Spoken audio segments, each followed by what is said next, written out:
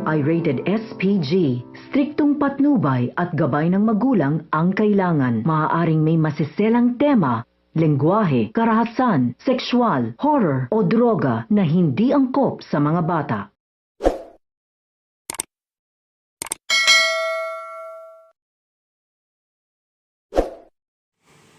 Hello mga kapuso, magandang hapon po sa inyong lahat. So ayun na nga, sa nangyayari nga sa karir ni Dara ay sinisisi niya itong si Menshi dahil siya umano ang dahilan sa kanyang pagbagsak.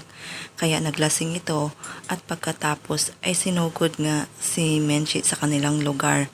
At yun na nga, nagkasakitan nga sila ng pisikalan. Samantala, nagbanding naman sina Jenny at Megan kasama ang kanilang lola Amelia.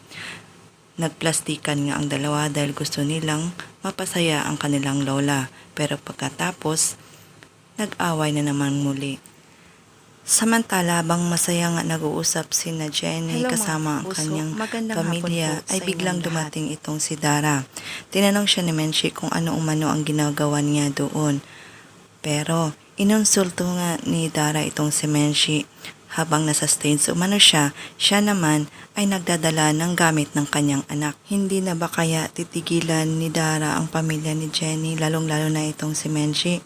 At hanggang saan naman makakatimpi itong si Menshi sa ginagawang pang-iinsulto sa kanya ni Dara? Sasabihan naman ni Miss Anya itong si Miss Monica kung hindi ba sila nagkamali na binigyan nila ng chance itong si Megan. Baka nabulag lang umano sila sa possibility na siya ang ipagtatapat kay Jenny.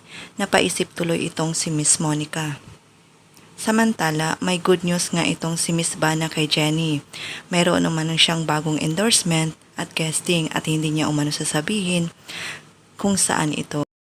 Ayon pa kay Miss Bana, kilala niya umano ang taong nag-request na maging guest siya.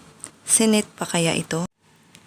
Aabangan din natin guys dahil pupuntahan nga ni Jenny ang kanyang kaibigan na sina Nancy at Yuna. Magkakaayos kaya silang tatlo at mawala na nga ang tampo ni Yuna at Nancy kay Jenny? Lahat ng yan ay ating aabangan mamaya dito lang sa Born to Shine. Maraming salamat po sa walang sawang panonood. God bless.